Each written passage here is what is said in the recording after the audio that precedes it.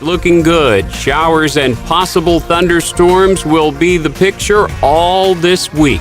Today's high near 80, the low tonight 67, tomorrow's high 64. That rain chance? Unbelievable. 90% today, 100% overnight, and 90% tomorrow. Mike Jackson, WSIC News. Prioritizing your health is one of the best ways to take care of yourself. From routine visits to the joys of pregnancy to the illnesses that stop you in your tracks, Iredell Health System will be by your side. Learn more at iredellhealth.org. Fit, active, healthy, happy, enjoying the prime of your life. Looking out for your health and wellness, this is Health Talk with Fred Lowry from Lowry Drug in Statesville. Call now to ask Fred your health questions. 704-873-1400. 704-873-1400. You can also visit Fred at his store, conveniently located on Hartness Road in Statesville. And good Monday morning to you. Lowry Drug has served Statesville since 1959. Lowry is a full-service traditional pharmacy with a state-of-the-art compounding laboratory. Lowry Drug offers a wide variety of services, a full selection of herbs, homeopathics, essential oils, and a full line of Hammer Sports Nutrition products. Lowry Drug has a full-time CPAP and BiPAP technician to help you get the right fit on your mask. Lowry has the complete line of American-made Golden Technologies lift chairs and scooters to help you stay mobile. And Lowry Drug is your choice for the best selection of medical equipment. When you need it now, Lowry can help, and you always get front door parking and free citywide delivery. I'm here with Fred Lowry, Jr., pharmacist and doctor of natural medicine, and this is Health Talk. Good morning. Good morning, sir. How you doing? Happy. Feeling healthy today? Happy and healthy. Happy and healthy today. There's the slogan right there. As far as I know. Yeah. Is it better to know or not to know? That's for the individual to decide, I think. So, I did want to make a brief announcement that we're going to be moving this program. It's going to be a full hour in the future, and it's going to be moving to Friday afternoon. That's right. At 4. At 4 o'clock. 4 o'clock. We're putting you in prime time, Fred. It's a different time, and for those of you that are locked into this 8 o'clock time, keep in mind that you can replay these on the website for WSIC. We will still have the on-demand. We'll still have the digital. They'll still be able to watch you on YouTube, through our website, on Facebook, all of those different components. But what we are doing, Fred, is we're aligning you in a different time slot for expansion purposes. You've got such a wide array of information and knowledge that 30 minutes just isn't enough. And so I got to get you out there longer. So an hour to sit down with you is going to be exciting. If I can fill up that time. I have no doubt you'll be able to fill up that time, sir. I learn something new every single week. So what are we learning today, Fred? Well, there's a lot of things. A couple of things in the news. We've talked about artificial sweeteners being problematic. Everybody should know that. People ask me about Splenda, all these other things. Just best to stay away from them. In May, end of May, the Journal of Toxicology and Environmental Health showed that sucralose, which is the Splenda product, is toxic to your genes and can cause damage to your DNA. Okay, stop. Because Splenda, now we're going after Splenda. You know that's a big market to be trying to go after right now, Fred. What Splenda has been touted let's as just good. not call it Splenda. How Okay. about we just call it sucralose? So the sucralose market. Sucralose, yeah. Well, it's just it's like anything else. If you overdo something, I wouldn't personally ever consume it, but it's just like anything else. Some of these things might affect you. It doesn't affect me. Who knows? But there are a lot of things that do affect us all in little ways that we're not aware of.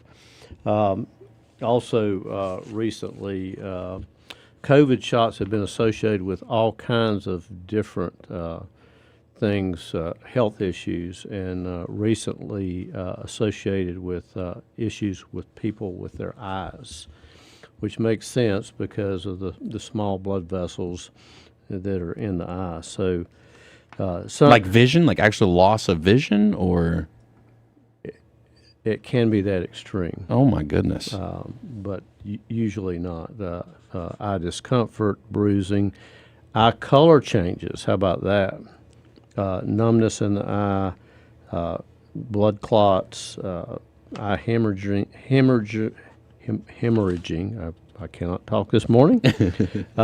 So that's something to be aware of, along with things with ear auditory problems, tinnitus, ringing in the ear. So it's just all kinds of things out there that have impacted people. So you've already hit me with two ginormous things already this morning. So let's back up to the sucralose. Right. Is that's artificial, meaning like that's man-made, or is that a natural? No, it's not natural. I mean, if you're sticking with things that are natural, probably cane sugar, as long as it's processed properly, honey, molasses, stevia, which is a sweetener from a plant source. So those are choices. So you would recommend those rather than going with the sucralose? Absolutely. And aspartame's an issue too. NutraSweet, obviously. Okay. We've talked about those. So, but when you start looking at ingredients, I'll tell you, I had somebody contacted me, said, my dog is drinking water all the time and then urinating everywhere, constantly. I said, the dog is a diabetic now. Probably.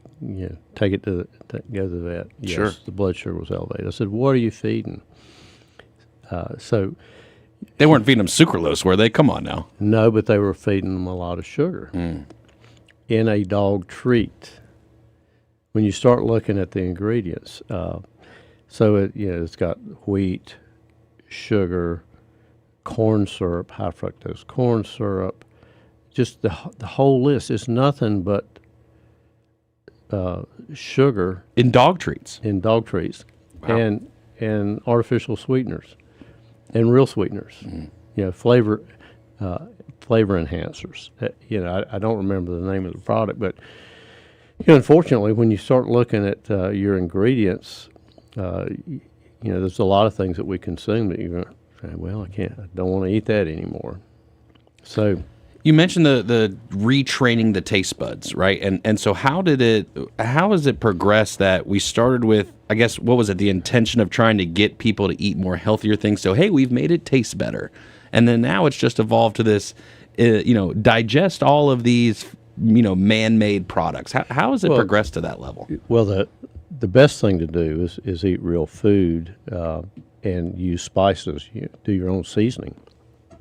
But here's something that I ran across is that there are a lot of chemicals sprayed on foods as drying agents. So paraquat is one of them.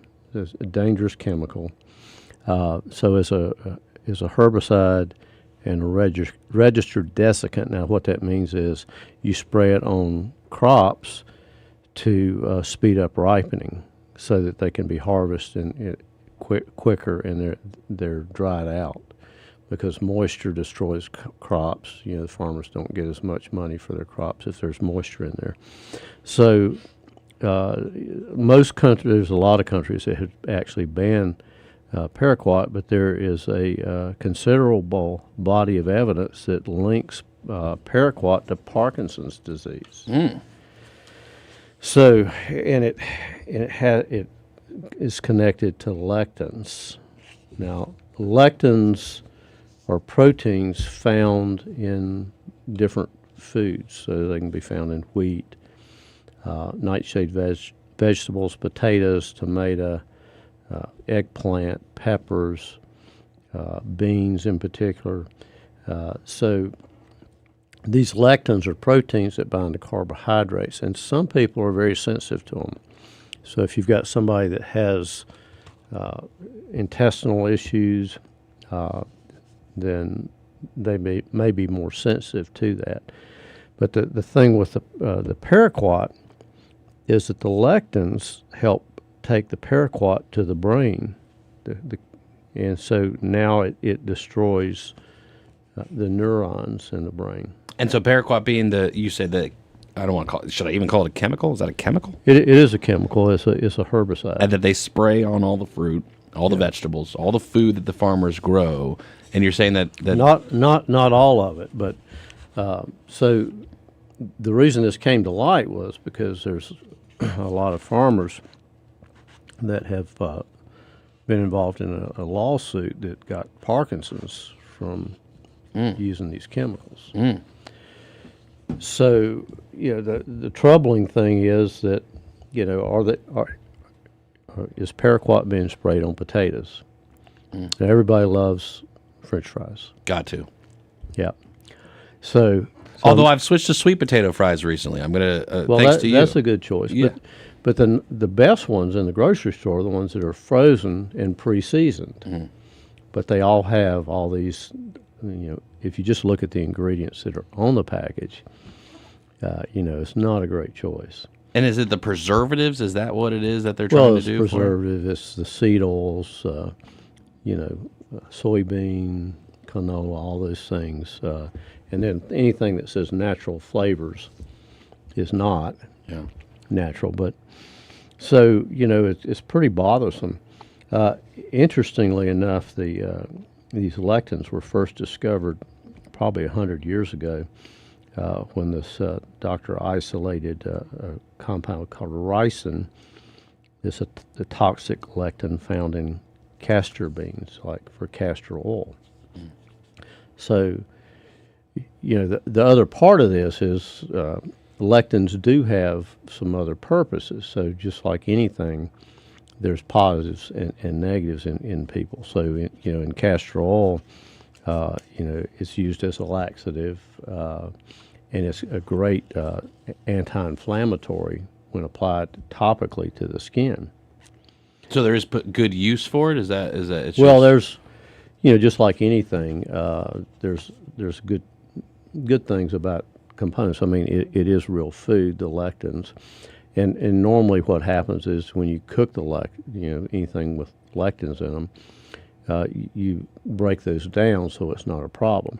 So with beans, as an example, if you were to cook dried beans, a lot of people don't, but you soak those beans, and then the older traditional way was you cook them on the stove, and you have to watch them all day basically.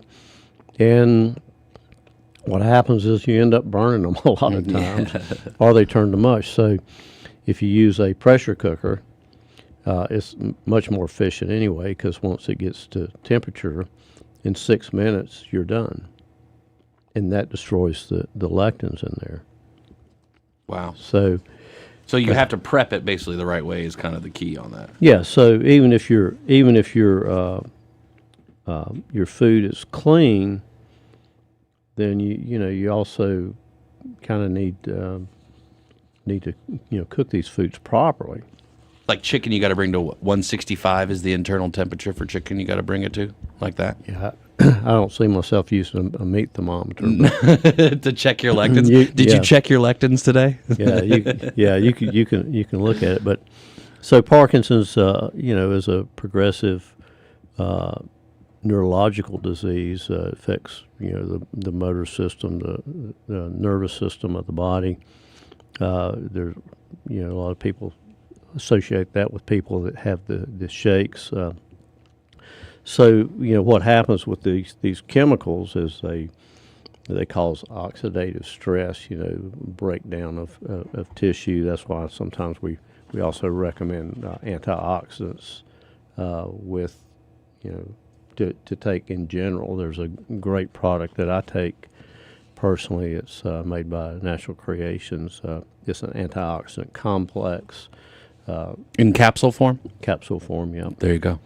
So, as these lectins kind of shuttle these chemicals to the brain, what they're doing is breaking down this nerve tissue, and dopamine is the brain chemical that's associated with Parkinson's. I'm familiar with dopamine. We all like dopamine, right? Isn't that really good feeling we get? Yeah, it's dopamine is some people say that the using Facebook and getting the kind of the attaboys is makes you feel good. That dopamine is associated with addictions and risk-taking behaviors and all that, but it does form it's a very important function of the body, and so a lot of times there are drug pharmaceuticals that help try to increase dopamine. There's a homeopathic dopamine product that has helped some people. Let me ask you on the broader topic of diseases, if I could, for a second, and we don't know. It takes time, unfortunately, and people will get sick before we realize some things that cause diseases. And everybody wonders, well, where does cancer come from, and where do all these things come from? Where does Parkinson's come from? Do you think a large percentage of our diseases come from our foods? Yeah, I do, and lifestyle. It's very important to eat properly. Some would describe disease or getting sick as digging your grave one forkful at a time. So, overeating is a problem. What you eat can be a problem. And it's impossible to be perfect with this. But as an example, the individual created that diabetes in her dog. By what they ate, and we do it too. Yeah. So we can control it to an extent by what we choose to do, and what we choose to do has consequences. Yeah, and so it's not for instance, going on a particular diet is not necessarily the thing to do. Other than what you want to do is create a lifestyle, not go on a special diet for a period of X number of weeks and then go back to doing the wrong thing. It's a lifestyle choice. And part of it is DNA, right? Like we talked about where, I've got some friends who, I love cheeseburgers, Dr. Fred, I'm going to be honest with you. I love cheeseburgers. I love a good cheeseburger. And I've got friends who could eat cheeseburgers 3 meals a day for their entire life and would never gain an ounce of fat. That's just the way that their body was made. As compared to me, where if I eat cheeseburgers every single day, it's not going to be really good for me in the long term. And so how does the DNA come into the factor here? One day it will make an impact on the people. Okay. Well, I don't want to wish ill will on them. It does catch up, but your DNA is not necessarily your destiny, because when you do the wrong things, you can turn on your good genetic potential, and you can also turn on your negative genetic potential. So it could change, like how your body reacts to things could change. Sure, like for instance, if you're eating the wrong things and you're some kind of chemical contamination, you can bring out the worst of your genetic potential. There's so many things that play a role in that. So,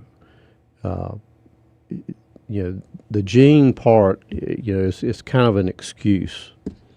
I have problems. A great example is my family has genetically always had problems with intestinal issues. Well, the patterns of how people eat created that, because that's a family lifestyle.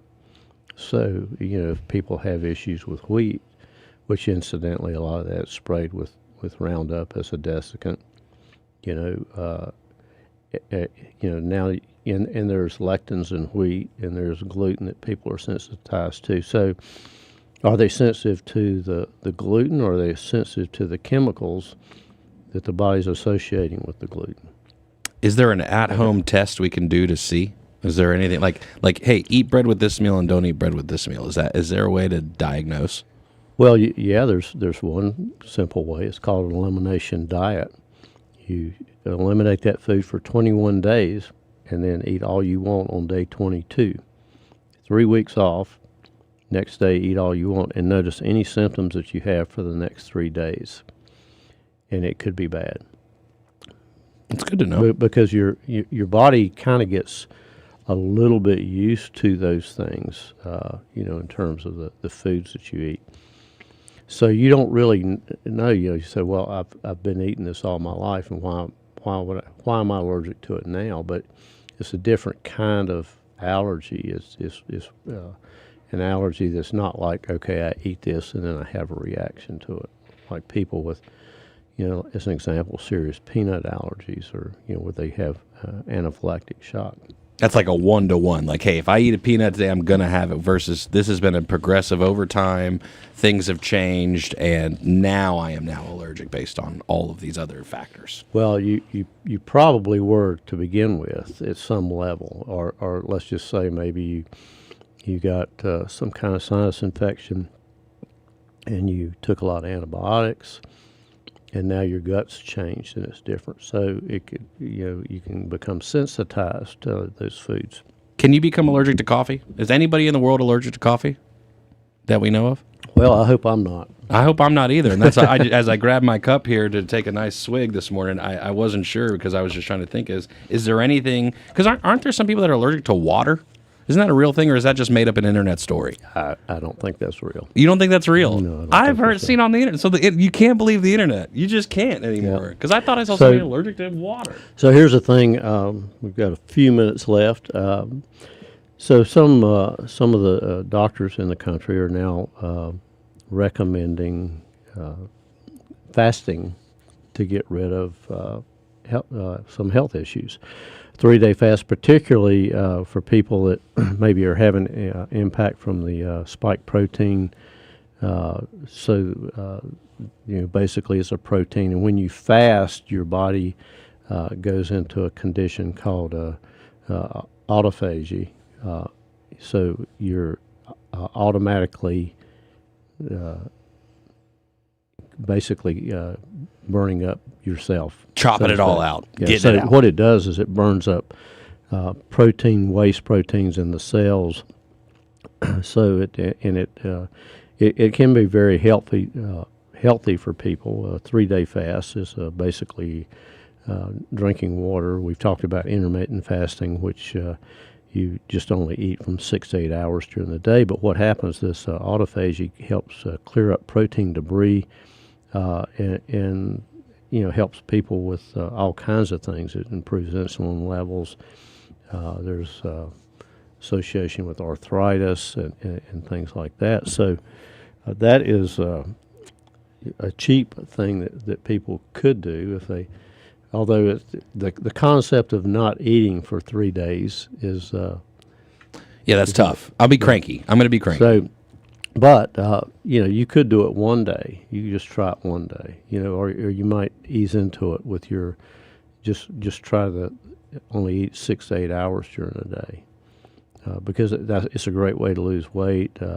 It can improve inflammatory conditions, improve blood sugar control. Not uncommon for people to use it to lose weight. My concern always is, okay, if I go with the fasting approach, let's say I reduce my caloric intake, and then all of a sudden when I'm done with that and I'm back to eating normal amounts, how do you ease back into that without just gaining even more weight than you lost? Well, it's portion control, which you should do anyway, because there was somebody that I think that decided, I've seen the two ways. I'm going to eat this fast food every day for every meal, and there was a movie done about it. Supersize Me. Yeah. And he got really sick. Yeah. But then there was another guy that did the same thing, but he only ate half of the meal each time with no negative effects, which goes against what I would want to do anyway. Sure. But nonetheless, the concept there was portion control. And how important that is. Yeah. And the guy lost weight doing portion control only. Yeah. Wow. Well, Health Talk's brought to you by Lowry Drug. I'm here with Dr. Fred Lowry Jr., pharmacist and doctor of natural medicine. Join us every Monday morning at 8 a.m., except for the first week of July when we're changing to 4 p.m. on Fridays, as Dr. Fred mentioned. A full hour, 4 p.m. on Friday, starting the first week of July. Very excited. We're looking forward to that. Go and see Lowry Drug on Hartness Road in Statesville. Don't forget about that front door parking and free citywide delivery. Call 704-873-2247. 704-873-2247. Thanks, Fred. Thank you.